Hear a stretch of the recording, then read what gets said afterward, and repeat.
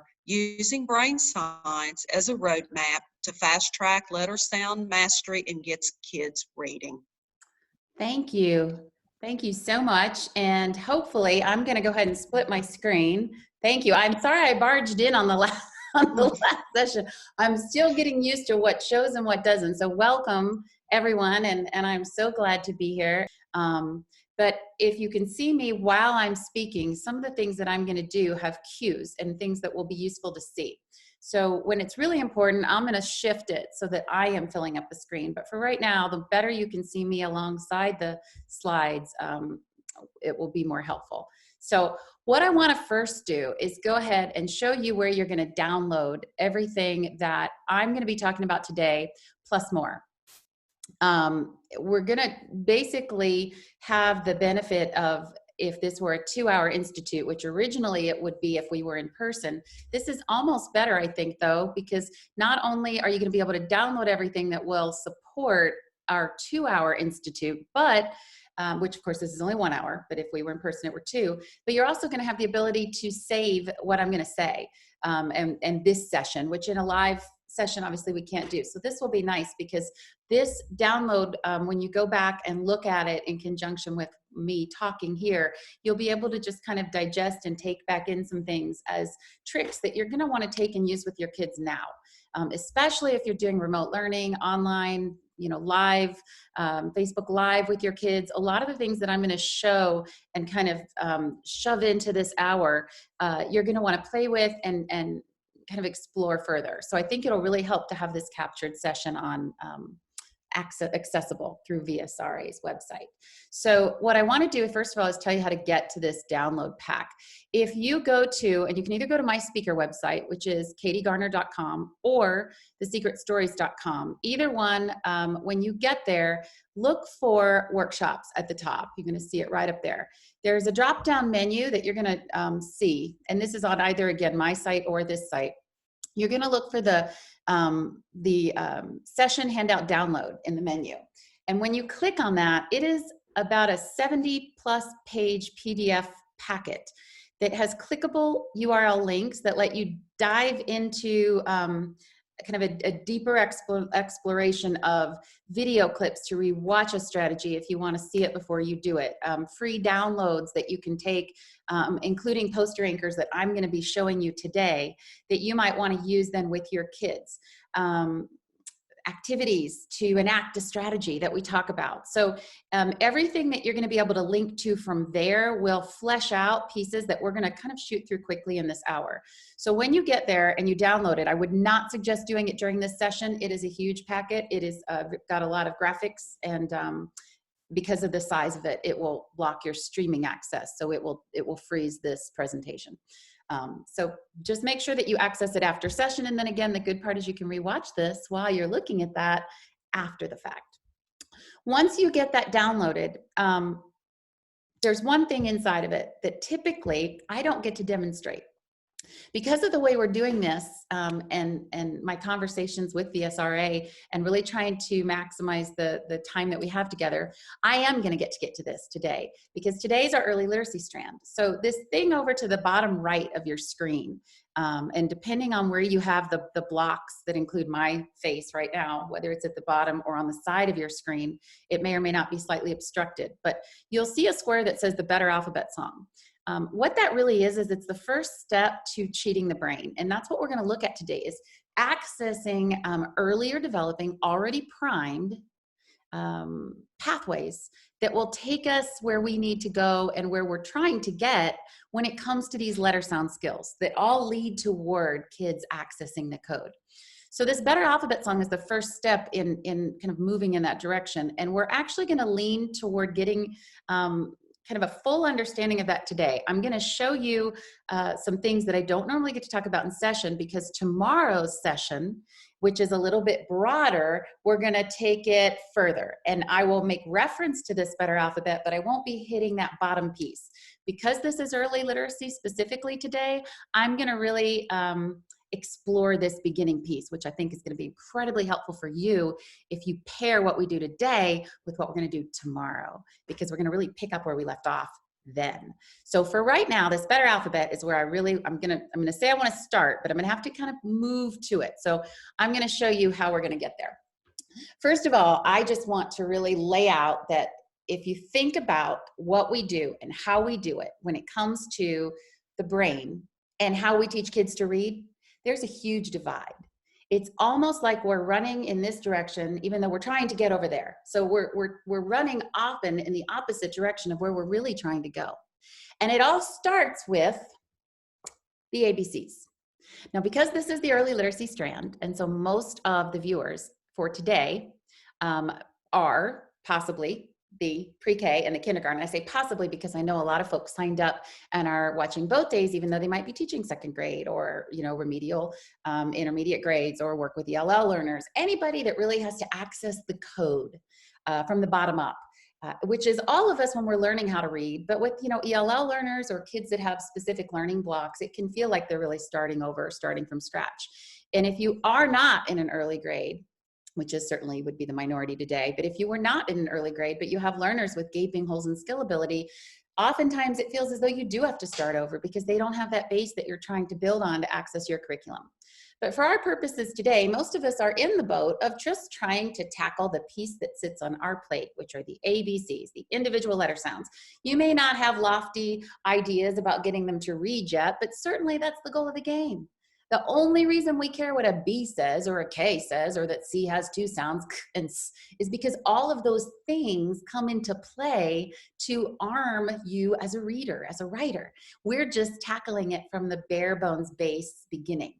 But I think sometimes because we are so far away from this end result, which is becoming a reader or a writer in terms of the students becoming readers and writers, we sometimes lose sight of the bigger picture and we focus like a laser on these things called letters and sounds. And sometimes maybe don't always think about why or for what or how it's actually going to come into what it's all about, what it's for, where it goes. So to make that point a little bit clearer, I'm just going to point out some elephants in the room. I bet if you work with kids that are learning the alphabet, you tell them things like, Y says yo, yo, yeah, yeah, yeah. Now that's great, except that every time they actually see a Y, it's almost never going to say yeah, especially if after your alphabet song, which if you teach it in, you know, kindergarten, pre-K, you're probably singing that song every morning. And then you're probably, I'm going to use my special ESP powers here, you're probably marching over to your calendar shortly thereafter.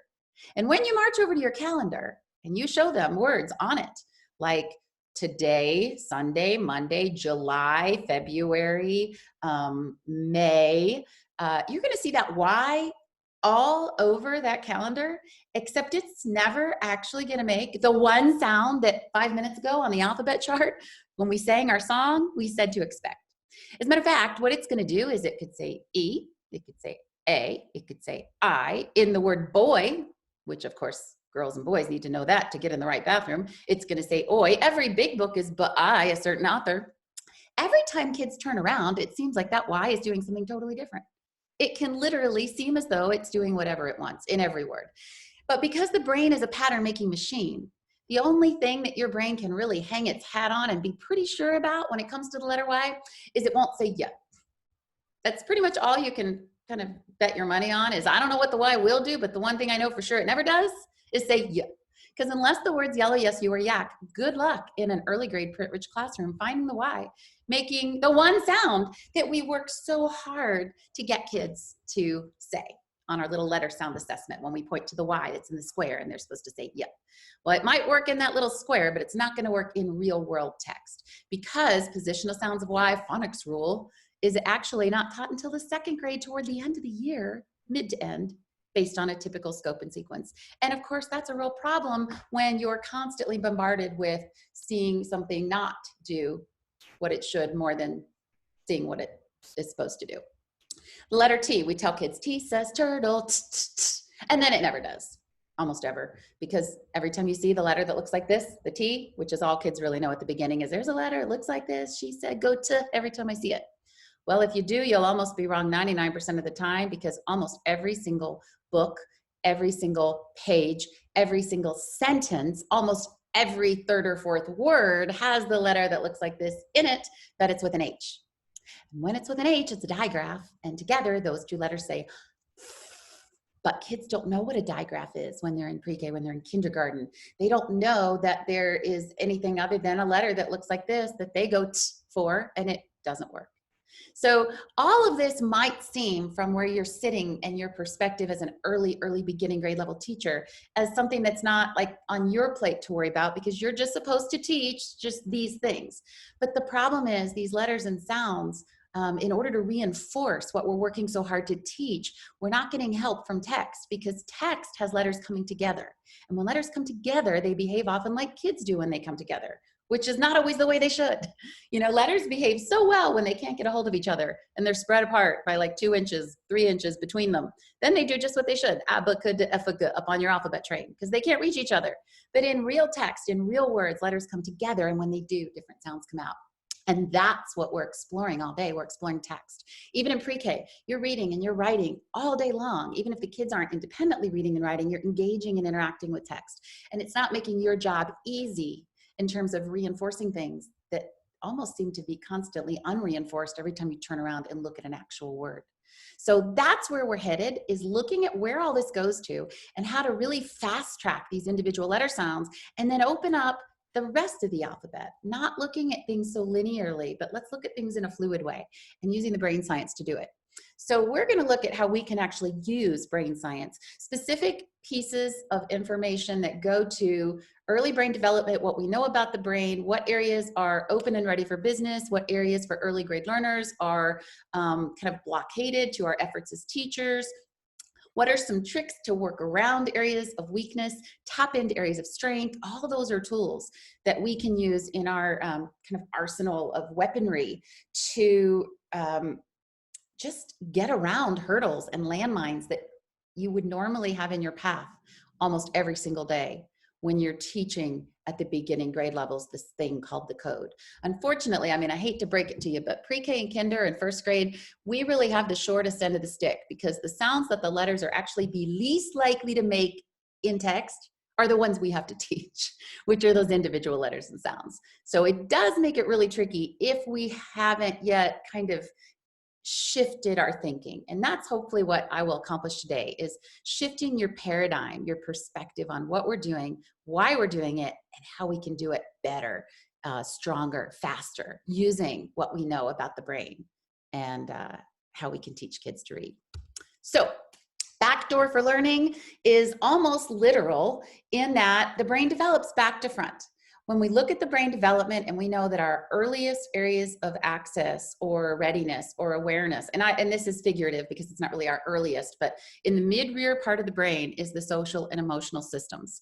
The higher level processing center, the analytical problem solving area of the brain, that's far much later to develop, going up into the early 20s for development at the level that it functions with optimal ability. And for us at the earliest grade levels, we don't have kids that even have necessarily made advances toward that. So when we talk about letters and sounds, we are traditionally targeting those to those higher level executive processing centers. It's a symbol. It looks like this is an A. We call it an A. This is what the A looks like. It's a circle with a stick.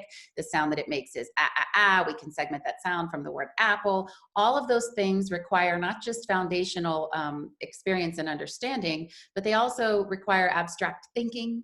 And of course, we know that when we work with these little guys who are eating their shoe and licking the carpet, they're concrete thinkers. They don't have abstract thinking capability necessarily. Some might, but it's a reliability issue. The developmental readiness is so extremely varied from one learner to the next. And and obviously I'm preaching to the choir here, because if you work with early grade learners, you know that you don't have any expectations. It could be an amazing surprise with regard to what kids can do, some kids, and then mind-boggling what other kids aren't seemingly able to do in terms of, following maybe a basic direction or running your class without you. They span the gamut. So when we know that we have that variation, we're looking for the most reliable door in. How do we get where we need to go? What's the most reliable universally? What's the common denominator that we can kind of tap into that would most likely hit all of our kids, regardless of where they are developmentally. And that's the social emotional learning systems. Those areas are, I like to call them their tattling centers, because every kid is great at tattling. They all knew who the line leader is, who the line leader was, who got fired from being the line leader, who's never allowed to be the line leader again, who can't have a peanut, who's not allowed to be a runner. It's unbelievable the amount of information and the degree of detail that they can store and retrieve, and then even hypothesize on what they would do and who they think should get to be the line leader and who should never get to be the line leader. They have such high level expert capability when it comes to manipulating information that is in this mid-rear portion of the brain, which is this social emotional area of processing, the feeling networks. Again, what I like to call them are the tattling centers. Even in pre-K, kids know how it feels when no one will play with them. They all know that they want to run to the door to be at the front of the line because they feel like that's the best place to be. So they're constantly aware and making decisions that are coming from that framework, which is highly developed across the board in most learners, which means it's our reliable path in. Now, having said that, one way to access those feeling networks, those social emotional connections, and by social, emotional is kind of self-explanatory. Social means my response to others, how I feel about social feedback coming my way. If kids aren't being nice to me, if they don't answer me when I, suggest a game to play, if they're on the playground and I'm not included, those are, it's linked. We call it social emotional. We normally think of that for a different purpose, but we're using this as kind of a gateway in. But social emotional, things that make kids think and feel about the experiences that they're having as they interact with others. So one thing that will trigger kids' emotional interest or social interest is secret, when something's a secret. One thing about secrets that's really important to think about, and I'm noticing my bar is blocking some words at the bottom that are really important. So if your bar is as well, and I would tell you to move it, I'm going to just minimize mine. And once I do that, that may be a problem because I don't know if I know how to get it back. But I'm going to minimize it. I suggest you minimize yours as well. Well, no, you can't minimize yours because you won't see me. So don't minimize yours. Open yours back up or split screen it.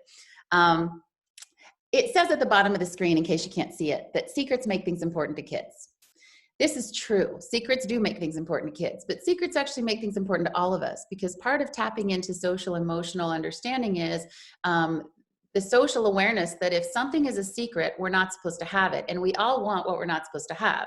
The more scarce something is, the more you have a need to obtain it. So it's actually a much more deep-seated understanding, and it is coming from this social realm. So when we make something a secret, there are deeper,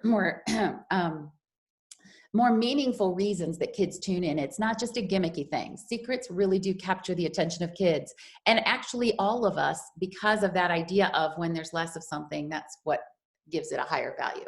So when you tell kids that there are secrets, grown up reading and writing secrets that explain why letters do what they do, then now when you're talking about letters, you're not just talking about these things, these weird circles and sticks that nobody even knows what they're for and I can't do anything with them anyway.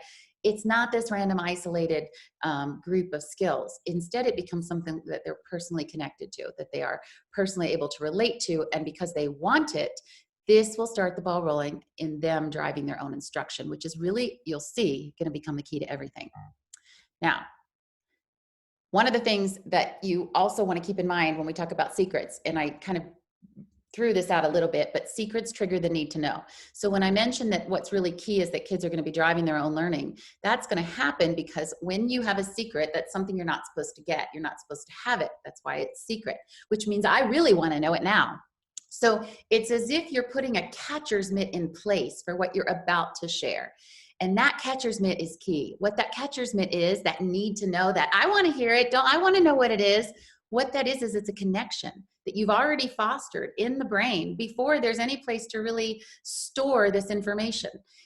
If you just toss out something, or a letter sound, a number skill, if you toss out information that nobody wants, nobody cares about, and nobody knows what you're talking about, it's like throwing a ball to an empty field. You might get lucky and hit a kid on the back by accident as he's walking by, but the odds that he's going to catch it, hold it, keep it, and be able to retrieve it when he needs it are slim. If, however, you can give it a file folder to live in, give it a connection to sync with, give it a place to live, It's a secret. It can be as simple as that. They don't have to have an intellectual understanding of why this is important as letters and sounds go. You can trigger this heightened state of alert. And that's another real key piece when we're looking at the brain science and how this can help us, these pieces that we know to make the learning go easier. When kids have a need to know, the information that you're giving at that time is marked for memory and prioritized learning in the brain. I'm going to say that again. It's marked for memory and prioritized learning in the brain. Why? Because I want it. I want to know what it is. It's important. It gets higher priority. It's not just you talking and I'm half listening. It's, oh, she's going to tell me something I really want to hear.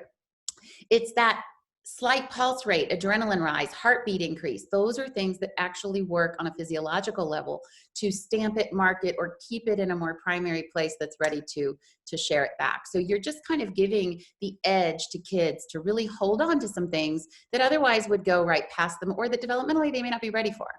Now, this is the other half of the coin. Developmentally, they have to be ready for it, which means when you get their attention, if you toss something out like Pythagorean's theorem, it's irrelevant. Yes, you got their attention, but what are they supposed to do with something they have no ability to understand or connect with? And there's the fun. Here's the next part. I'm gonna let this little girl tell you a secret. It is a secret about a second grade phonics skill. Now, depending on what your reading series is, and I look at reading series like playgrounds, they tell us where we're supposed to be, what we're supposed to do, and then they give us some things that we can use to play with it. What they don't do is give us the muscles we need to actually play with it. Meaning, reading series give you ample opportunity to read, but they don't teach you how to read. Case in point, ER, IR, UR on a scope and sequence is typically introduced as R-controlled vowels somewhere in first or second grade. If it's first, it's usually at the end of the year. If it's second, it's usually toward the beginning. Now that's way too late if kids in kindergarten and first grade have to read the word her and were and turn, which they do, but they're not going to get the code they need to read it until 2 years later, which is just bizarre. Now, having said that, our controlled vowel skill is completely not appropriate or developmentally going to sink in with your average pre-K, kindergarten, or first grade, but this will. Hi kids, do you want to know about the secrets about these? So ER, IR, UR, when they get together, they hop in their cars, they drive crazy, and they say, yeah. So what they do, driving their cars crazy. But when you grow up, you don't do that. Okay? I love that. I love that. Now, this was a little girl in her first week of kindergarten, and her mom came home from a workshop like this, a conference, and was telling dad at the dinner table about what she learned at the conference. And one of the things she told him was, and you'll have this, by the way, to download. She said, you know, well, like, for instance, like how we could teach like ER, IR, U, like, you know, like a letter sound, like that they're terrible drivers and they go, and so that's why they make the sound they do in the word turn or bird or her. So the little girl just overheard her mom talking about it, and she went out in the other room when mom was doing the dishes, and she was playing with her pre-K sister, first week of kindergarten, and her mom heard all this noise in the other room, and she went in the other room, and she saw this. This is what she found. So she grabbed it on her phone, and then she tweeted it, and she tagged me in it, which is how I came across it. But this is really where things become powerful, because we're not teaching, we're giving. This isn't teaching her something new. This is something she already knows. Stories are easy for kids to remember because they're how kids remember, but not any stories. Stories that they live and breathe every day. Stories that are part of their already existing social, emotional experience and understanding. She's been in a car. She knows what happens when you break it and go, arr! Now, what's interesting, though, is what she says at the end. Because she says she threw in a little public service announcement that had nothing to do with anything that I had shared with mom or that mom had shared with her. She said, but when you grow up, you don't do that. This shows you where this lives in her brain. It doesn't live as an R-controlled vowel phonics skill. It's not even, I don't even know if she understands what she could do with it yet. It's a key to a door she maybe hasn't even tried to unlock, which is fine. But she's able to hold this, share it, and make it her own because she's clearly she has a good understanding of the dangers that can occur when you're driving irresponsibly. My guess is she's had a few lectures, or not herself, but maybe an older brother's had some lectures on safe driving. Maybe dad doesn't drive real well when he's out and about and speeds. I don't know. But she's got some deeply rooted connections when it comes to this understanding of in a car and it being related now to those letters. That's really going to be pivotal for us as teachers, because those are connections now we don't have to work to make. Meaning it's already hers for whatever she might need it for. We can now just start using it. We don't have to spend our time practicing a skill. We're not teaching her something she doesn't already know. We're just gluing something new to something she's already got deep understanding and ownership of. And that depth of understanding comes from pre-existing anchors that are social and emotional in nature. They were built long before we got there. They're already there. They're like super highways that are just waiting for us to jump on and travel with. And why build new roads if we can access existing ones? Now, through those existing pathways, we will be building new roads, because she'll be able to then take this and start seeing it in words. Now, I will say that ideally, you know, in a classroom, you're modeling the heck out of this. Every time you toss out a piece of the code, whether it be the letter B that says B, or whether it's with ER or UR, you're modeling how handy this key is to unlock this door and this door and this door. So if you see a word like her, that's a great opportunity to show them, remember that secret that's in that word? There's a secret in that word. Now, the Better Alphabet song is going to fast track individual letter sounds. And those are key. You don't get a lot of bang for your buck with them, because if all you know are those, the word her is ha-eh-ra, and that doesn't help. Turn is ta-ra-na, and that doesn't help. Secrets by themselves aren't actually much use either. Secrets are what letters do when they come together and don't do what they should. But if all you know is with, you know, ER, IR, UR, you can't read the word her if you don't know the H that goes with it. So it takes two to tango. What really powers up the individual letter sounds is also knowing what letters do when they come together.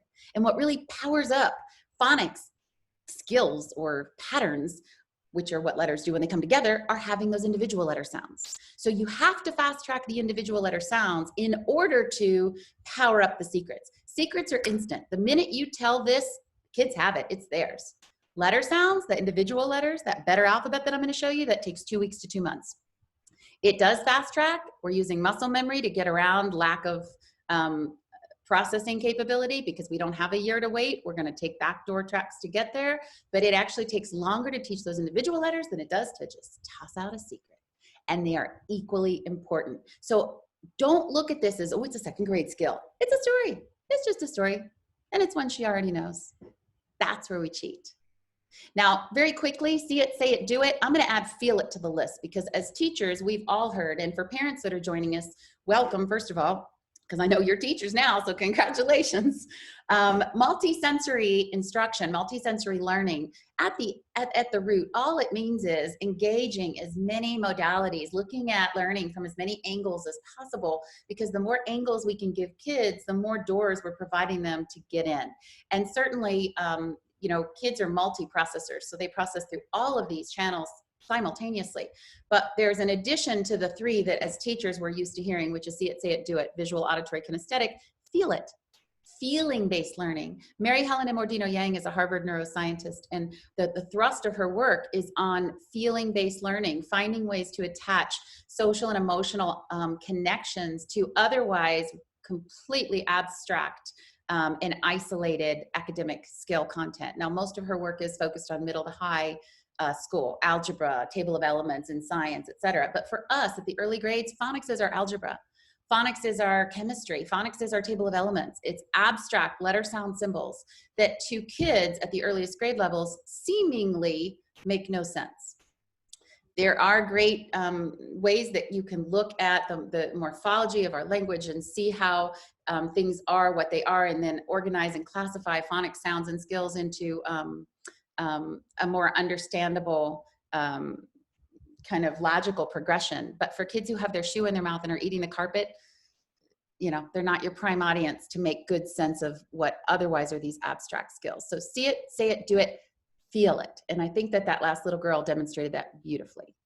Now, the vowels are key.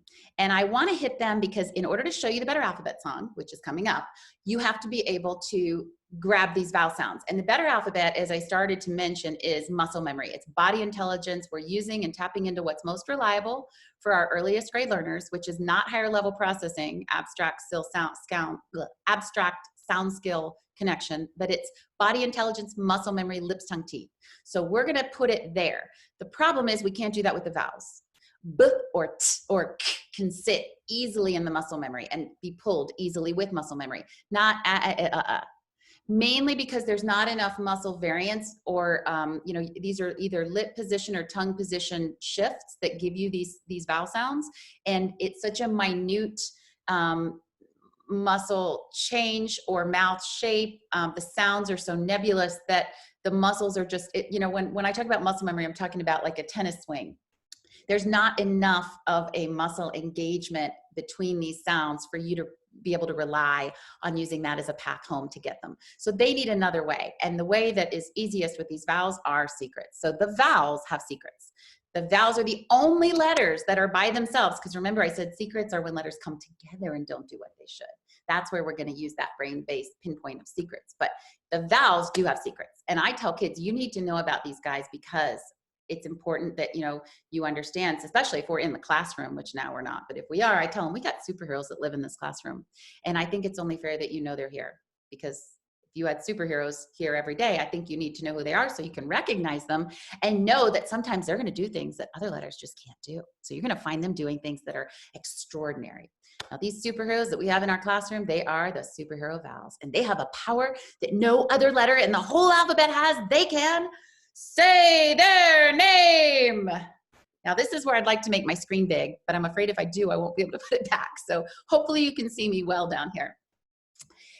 Because these letters have these superpowers, these vowels that no other letter in the alphabet has, and they have this power to say their name, they are the envy of all the other letters. So just like real world superheroes, they have to kind of disguise themselves so that no one knows who they are, or else they'll be seen and spotted, and kind of everybody will constantly want to, you know, talk to them and be with them, and they have to just kind of hide and not be seen. So they have these little disguises. They're the short and lazy disguises where they can kind of duck down and not be noticed. So for example, you likes to pretend that he is not paying attention in class. So he likes to sit in the back of the room and he'll wait for the teacher to call on him. And every time she calls on him, you know what he'll do? He'll pretend he's not paying attention. And he'll go,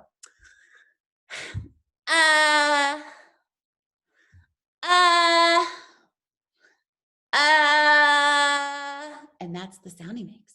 And every time he makes it, everybody assumes, well, that couldn't be superhero you. I mean, he looks like superhero you, but it couldn't be because he never even pays attention. He doesn't even know what the teacher's talking about. So it's a great disguise because every time he makes that short and lazy sound, nobody knows that he's actually superhero you. E likes to pretend she's a little old lady, and so what she'll do is she puts on some big glasses and she has a big bun in her head, and she'll walk around and pretend she can't hear, and she'll go, what'd you say, and she'll even interrupt people's conversations on purpose just to make sure that no one suspects that she's actually superhero E, because obviously they look a lot alike. So she has to really make sure that they don't suspect that that sweet little old lady could possibly be superhero E. O, he goes to the doctor all the time, and he isn't really sick, but he is afraid that he might get sick, and he knows as a superhero he can't afford it. So he'll go to the doctor constantly, but he doesn't want to touch anything when he's there because he knows that it's more dangerous, kind of like today. It's more dangerous to go to the doctor when you're not that sick because you risk getting even sicker from people who are sick. So when he goes to the doctor, he has a rule. He never touches anything at the doctor's office, but he's especially worried about the stick that the doctor wants to use to check his throat. So he'll never let his lips, tongue, or teeth touch that stick, ever. So every time the doctor checks his throat, he'll go, he'll go, but he makes sure to keep his lips, tongue, and teeth really far away from that stick because he's not totally sure the doctor always remembers to throw it away in between patients. So just to be sure, he won't let his lips, tongue, or teeth touch that stick. Now, the reason that's so important is if kids say, and then they just relax their jaw muscles at all, even a little bit, they'll get, and kids will relax their jaw muscles because they have weak articulation capability at the early grades. So if there is a more comfortable sound for kids to fall into, they will. And that means you're risking the sound turning into Speech pathologists go through the front door, the higher level processing center, to fine tune the sound. They say things like, keep your bottom jaw down, make your mouth look like an O, keep your tongue straight against the back bottom teeth, blah, blah, or make it in words like hot and caught, not in words like cut or hut. Kids that are 4, 5, 6 often hear blah, blah, blah, blah, blah, blah, blah, blah. when we're saying things that aren't meaningful to them. If you simply tell them that this stick could have been in the mouth of the kid that just threw up all over the floor, you'll get the perfect short O sound every single time with no danger of it collapsing to because they don't want to touch the yucky stick. That's what's meaningful to them. That's a social and emotional connection that they can get that will immediately shift the focus of the sound. So we get this instant access to a sound that otherwise developmentally would be pretty tricky for them to hone into and find. Short I, if you put a finger here and a finger here and you keep your lips close together and you turn sideways, if you do it right, your mouth will look like a capital I. See? Now that's really important. He does this because his suit is getting a little hard to zip up. So he's found that this exercise works really well to keep him trim.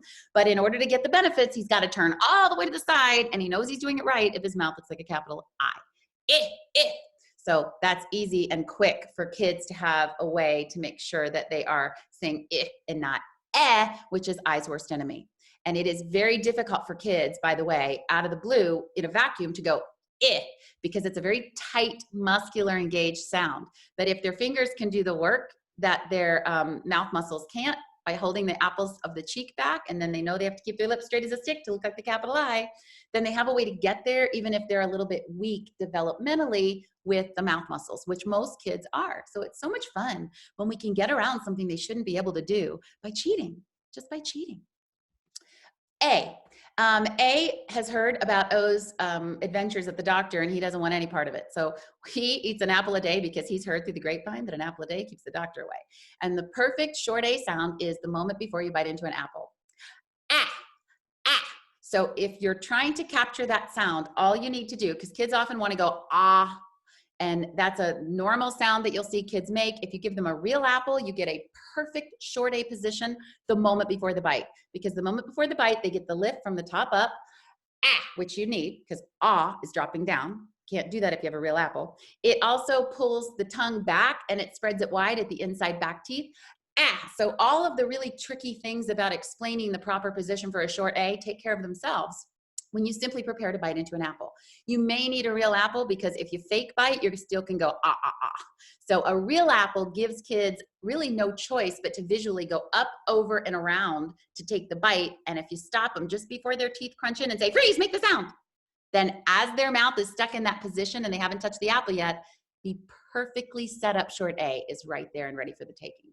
So that's a quick trick. And by the way, that little girl you see at the top, I'm not going to play that for time's sake. You will be able to on your download, but she is the 4-year-old pre-K sister who got jealous that her mom tweeted her kindergarten sister with the so she insisted the next night on telling a secret that she learned, and this was the tweet that I was tagged in the following night. So it's really cute. She's telling the short A secret and also even tossing out an AR secret, which is, was a real surprise. Oh, there it is. I'm going to skip it. You can watch it later. Now, this is a tweet that I wanted to share because it was from a kindergarten teacher, and I think it sums up why the vowels, it really sums up the message I think I said at the beginning, which is the need for thinking about why are we doing what we're doing? Where is it going to? How does it fit into the biggest picture of the game here, which is getting kids to have what they need to start making sense of text. You can call that reading, or you can just call that seeing how what they do know fits into text that's all around them. I think that's similar to that. That is reading in a nutshell, but reading is a fluid term that means different things at different grade levels, as of course everybody here would know, because we have a very open interpretation of what reading and writing looks like for kids at our levels. Now, I love this tweet. This teacher said, now note the date, April 19th, that's important. We had a few superhero vowels pay us a visit this week. Since we already knew the vowel secrets, we've known that vowels had more than one sound since our first week of school. So we didn't have to wait until this week in our phonics program to find out. But it was a fun review. That says so much. First of all, I can't believe that it's April 19th and the phonics program or the reading series or whatever she's using, and this is normal, by the way, this isn't just a strange anomaly, this is typical, has only taught one sound for vowels yet. There are two sounds. Vowels can be long or they can be short. There's two possible things vowels can do. Every single word in our language has a vowel or more. It's got to live one or more vowels. If you don't know both sounds that vowels can make, you're literally tying one hand behind your back all the way through April 19th. But I love that she didn't see this as an interruption. Secrets are not a program. Programs don't teach kids teachers. Teachers teach kids. Parents teach kids. We teach kids. Programs just give them a place to play with their reading and their writing muscles. But the program doesn't have to dictate what kids get when they get it. If we can give them something that lets them milk more value out of the program, that's always the goal of the game. So I loved the idea that she just took it in stride and thought, well, it's still a fun review. And, you know, we've gotten, what, 9 months, 8 months out of actually using the knowledge that vowels have 2 ways to go. They can go long or they can go short, and we've owned both since the first week of school. Why have they owned both since the first week of school? Because she taught it in this story, and it was in a story that already connected with and made sense with what kids already knew. And that powers them up tremendously, because most programs will teach vowels last, and understandably so if you're going through the front door, because they are the hardest for kids to auditorily process, discriminate, and articulate. So they are taught last because they are the hardest. But they don't need to be taught last if you can bypass those developmental landmines and sneak them right through the back door. Then you can give kids what's most needed first. Since you can't read or write a single word without the vowels, those are a priority. Those can't wait. They can't wait till April 19th. They need them. They need them now. They need them first and foremost. So they're the first thing I teach on the first day of pre-K as a story. I'm not teaching vowels. I'm just telling a story. There's just a little golden vowel nugget buried inside for kids who at some point down the road are going to go, oh, that's that. And in the meantime, it's just a story. Now, this little guy I need to tell you about, because this is also in our Better Alphabet song, which I'm going to be sharing with you in just a couple seconds. Sneaky Y got mad. He found out about the superheroes, and he found out that they had a power that no other letter has, and they could say their name, and he hates his sound. He thinks "yeah" is the worst sound ever. So he was angry when he found out that there were other letters that had other options. So what he did is he snuck into the closets of Superhero E and Superhero I, and he took one of each of their capes, which is where their powers lie. So now when he's at the end of a word and he doesn't think anyone can see him, he'll always be wearing either his E or his I cape so that he can use their powers to make their sound, like mommy, daddy, candy, sky, July, bye. When he's at the beginning of a word, though, he does just what he's supposed to. Yeah, yeah, yellow, yes, you, yak, yeah, yeah, yeah. Only when he's at the end will he be sneaky. Now, you find me a pre-K kid who doesn't know that it's better to be sneaky at the end of the line than at the beginning. When kids are in pre-K and they get to be the line leader, they look like this. They look like an angel. They're perfect. No matter what they do in the classroom, when they are the line leader, and this probably goes all the way up to 5th grade, they transform into a perfect angel of behavior. When, however, some kids are allowed to be at the back of the line, totally different story. Everybody is more likely to do something they're not supposed to do when all eyes are not on them. And that's exactly that social emotional understanding that kind of acts as a compass for decision making. We're using that already existing understanding of where, you know, if I'm going to smack Susie over the head, I'm not going to do it when I'm the line leader. I'm going to do it when no one can see me and I'm back there and I'm the caboose. Now, obviously, you wouldn't use that to teach your kids, but they already know this. So if they can lump Y into that same framework of understanding, now they can make decisions about words they've never even seen before when they see the Y in it.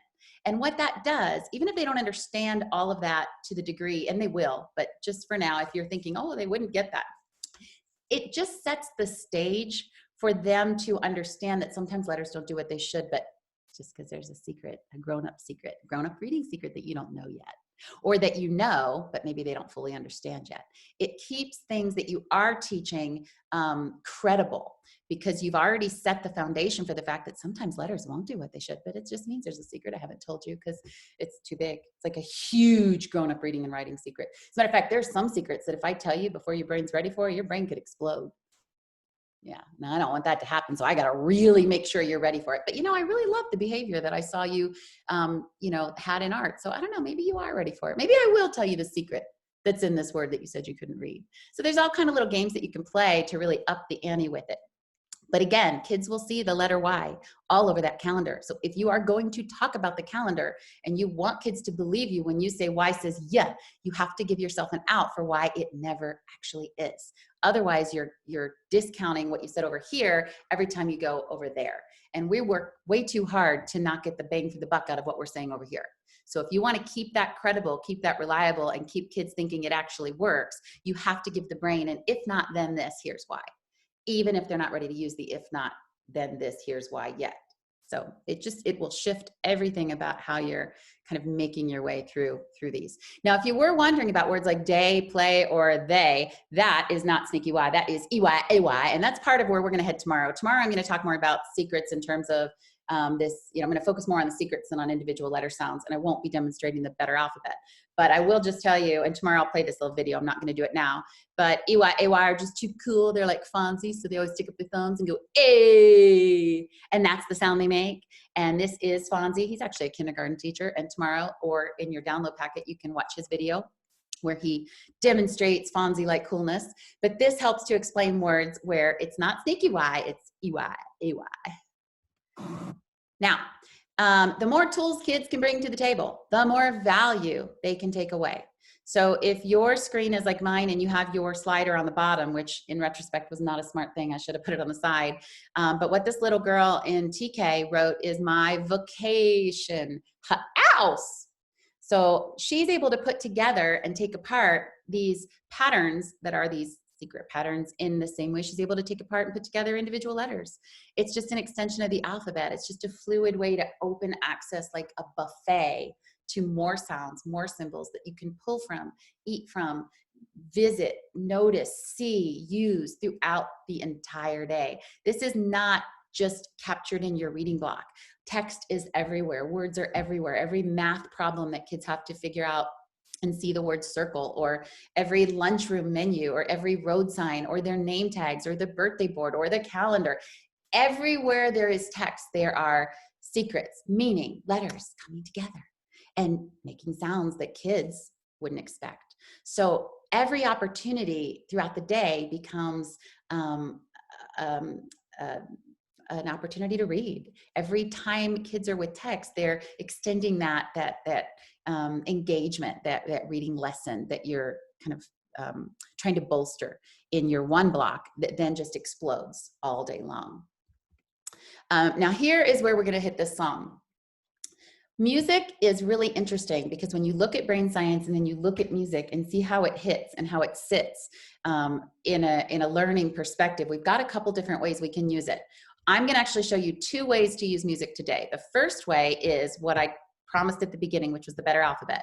The better alphabet is going to target muscle memory, body intelligence, which for many learners, specifically early grade learners, as well as often ELL learners or kids that have some learning glitches or delays, oftentimes their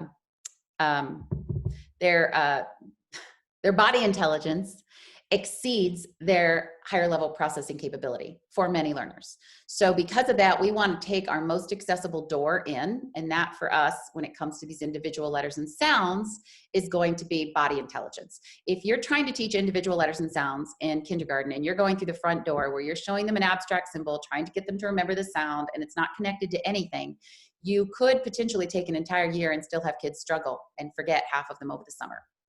We don't have that time. We can't use something that's so disconnected for that long without having something to connect it with to make sense. So we've got to fast track it, or if it's of no value. And in order to do that in a reliable way, music is our absolute best bet. It's not because it's fun, although it is, it's because we're actually able to target this body intelligence and pull it into the fold to help anchor these sound skills. Now that's just the first way we're going to use music. I'm going to show you another way at the end. But so for this, we're going to train the lips, tongue, and teeth to take in the letter sounds so that we don't have to teach them. And that's really important. So we're giving letter sounds, we're not teaching them. Now I'm going to show you a couple examples and I'm going to let a class take over and actually sing it. But this is called the Better Alphabet. You will have download links to it in your download packet that I showed you at the beginning. And when you download the packet, you will see this explained by me in a vlog. You'll see some posts that link to it, and then you'll see some different classes do it. The 2 things you want to make sure you have in place when you're doing this with your kids are eye glue and muscle mouth. They have to see what they sing and sing what they see. That's why eye glue is so important. They have to see the letter as they're making the sound. They also have to really, really, really work their lips, tongue, and teeth, because that's what's going to hold these sound skills. It's not going to be up here. It's going to be in here. But if they're singing and they're not looking at what they are, if they're not looking at the letters which sounds they're singing, then they'll know all the sounds, but they won't know what letters they go with. So these are both equally important. They have to see the letter, while they sing the sound. So I just like to sum that up by saying, see what you sing and sing what you see. Keep your eyes glued to my finger. And then my finger is tracking above my board the alphabet letters as we are singing them. And if your alphabet trait, I have something on Instagram called Elephants in Your Alphabet. It's on my IG stories. I think it's saved in, it's on IGTV. Check it out because you can thwart this if your alphabet train is crazy. And by crazy, I mean like, if you have Umber the Umberbird on your U card, but Umber the Umberbird looks like a bluebird. There's a lot of very strange things, or an X-ray or a xylophone on your X. There's some strange things going on with publishers creating these alphabet charts. So you want to make sure what you're pointing to actually does give the most likely sound for the letter, and preferably the next most likely sound as well. So I'm going to go ahead and show you how this looks. I'm just going to do a couple letter sounds, and then I'm going to let a pre-K class take over. And I'll give you one thing to be aware of as they start to take over, because there's one thing they do that's not good that I just want to make sure you don't emulate with your kids. But so let's say I'm pointing to an A, and let's say I'm showing, let's say on my A card, because I actually made some anchors for teachers who do have some crazy ones in their classroom. But if yours are good, you can use the ones you've got. So let's say there's an apple and an ape, because that shows both sounds they can make. A says ah, ah, ah, ah, ah, but it can also say a. B says b, and C says but it can also say Now, notice a couple things that just happened. When I said A says but it can also say A. I made both sounds for the vowel because the vowel has two sounds. For B, that was easy. You know, balloons, a boy, whatever you have that's B sound, that's easy. C, I said and because C, like G, has two sounds it can make, a soft and a hard sound. Most likely comes out first, and that's so on my cards, on the Better Alphabet cards, you will see that there's I think it's a cat and a circus, so that kids have access to both sounds as you're pointing to both sounds. For G, I don't remember what, I think it's a garden and a G, I don't even know what the G other one is. But anyway, when there's two sounds, kids need to have access to both visually, and then you want to sing most likely first. So what we're doing is we're putting this into the lips, tongue, and teeth. For Y, because it's got three sounds, Y says but it can also say E or I or E or I or E. So we're hitting all three sounds. Now I'm going to play a pre-K class on the next clip, and they're going to be doing this. Just know when you watch them, they go a little crazy. There was a lot of research showing that we should cut sounds off and not have this sound come out like after B, for example. It should just be B. And that's true. However, they've reversed, and by they, I mean ILA has shifted position a bit because of cutting off the sound so abruptly with B is causing an issue for blending, in that kids aren't able to blend through to the next vowel sound. So you do not want to, I guess what I'm trying to say is it's a middle ground here. You don't need to be extreme with cutting off the sound after a voice consonant, but you also don't want to do what you're gonna see this class do a bit of, which is kind of suck on that sound a little bit. That's a very exaggerated shadow schwa, which is the Don't do that. I'm showing you this just to show the ease with which and the automaticity with which they can pull all these sounds, but not so that you can emulate the that they do really hit hard as they're singing. So I'm going to play a bit of this right now. And again, these are pre-K kids. Watch how their eyes are glued to what the teacher is clearly pointing to. You can't see the teacher, she's off screen, but watch how focused they are during this. And also watch how crazy they look at the beginning, because that's how well the teacher hammered home the idea of eye glue and muscle mouth. They turn it from like little crazy pre-K kids into like West Point cadets with eye glue, muscle mouth, and then they're back to looking kind of like crazy pre-K. And I didn't tell you, I do an eye glue and a muscle mouth award. I do it Boys Against Girls so that I can really rev up this stranger, more focused attention that is otherwise a little tricky to get from early grade kids.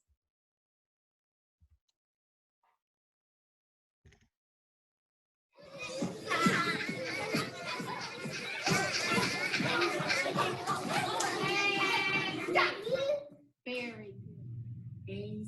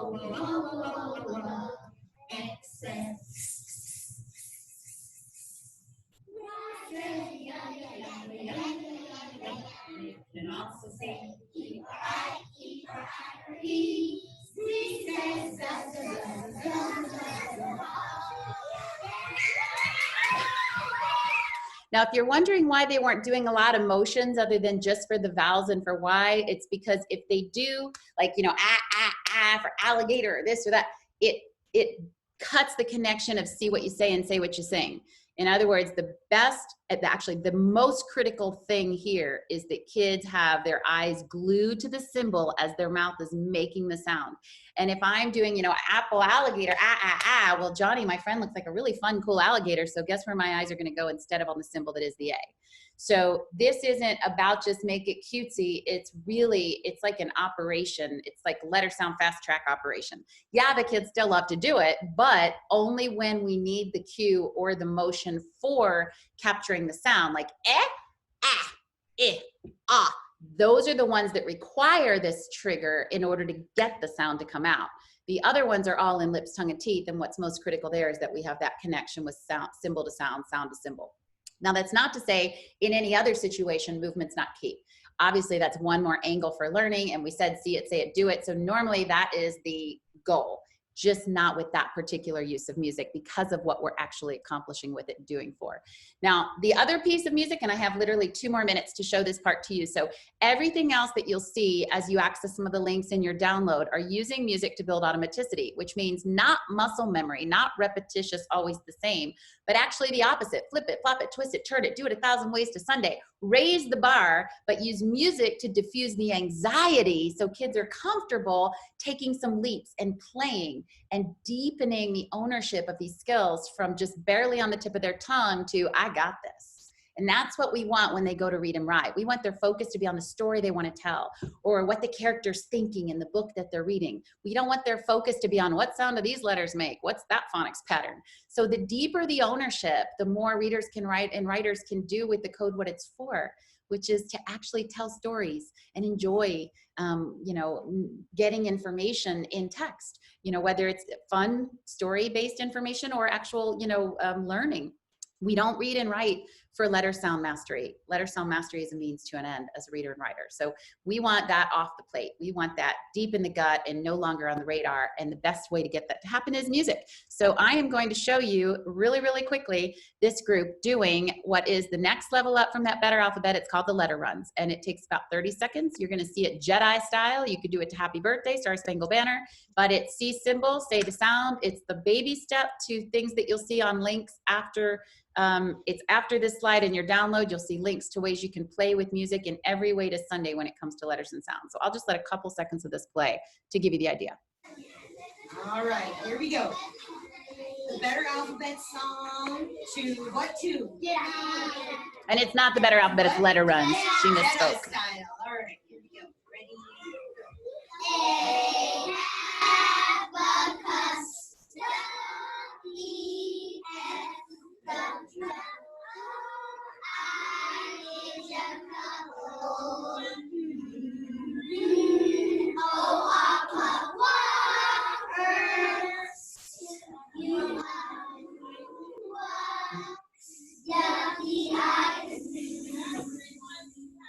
Okay, so I think you got the idea of that, and that's just another fun way to kind of raise the bar, deepen the ownership, deepen the ownership. And there are Beethoven blends, apples and bananas, all kinds of other ways that you can, in a fun way, play with moving sound to symbol, symbol to sound, and just keep it fun, keep it light, but keep that bar going up higher and higher so that when the text is in their hands, it's the last thing they're thinking about, not the first.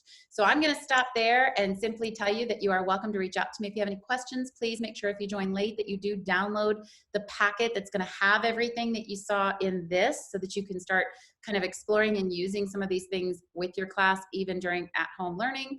And I have tried to put into a recent post that you will see if you go to the latest blog. Well, actually, I take that back. If you subscribe here, I am making things. I've made one for parents and I'm making one for teachers. It's got things that they can take to make easier what you're going to be holding in your hand, and for parents to work without that as you start to play with these strategies. And I'm making another one for teachers that's got, again, pieces that they can use to share in this remote learning that's specific to giving them or arming them with more and more of the code. So the parent one's already out, the teacher one's coming this weekend, and I send them out in these links through this box that if you click on, you'll be able to not just connect with me, but to get it. And I'll resend the parent one probably this weekend, along with the teachers at the end. So thank you so much. I'm sorry I went so quickly, but I'll be picking up where I left off today in tomorrow's session. So thank you, Tammy, for having me. Thank you, Katie. And we have time for one question if you would like to take it. I'm surprised I have a question. Yeah, you have a question? No, Yes, I'm of sorry. And I course. can stay and answer any questions you want. I apologize. I know I talked through my question time, so. That's okay. We can do one before we close it out. As we teach the letter alphabet, would we teach it all at the same time, or would you teach it in segments? No, all at the same time. Brain's a multiprocessor. Think of it like a puzzle. You can't put a puzzle together if you've only got 5 pieces of it because you don't have any way to see the picture. You have to be able to see how things come together, and especially with the Better Alphabet song, because that's going to be locked into place with muscle memory. So it's literally like saying, well, should I sing Twinkle, Twinkle, Little Star in pieces? Like, should I just teach one word of the song at a time? Or should I actually teach the whole song? You're not really teaching. And that's the biggest thing to wrap our head around, I think, as teachers, is you're giving. Songs give, stories give, emotions give. You don't have to teach someone to feel sad or to feel happy or to get excited. So at most base level, these are just stories. These are just songs. The developmental readiness dictates who's gonna get what's really going on when. And that's not up to us to be in control of. We want it to be fluid, and we want it to be a buffet that kids come to on their own because they see the connections. All we want to do is offer it up through songs, through stories, through drama, through play. It's all play. And then let kids make of it what they're ready to based on where they are developmentally to see what we're showing them with text and how all of this starts to relate. So never be afraid to sing a song. Never be afraid to tell a story. Ever, ever. Thank you, Katie.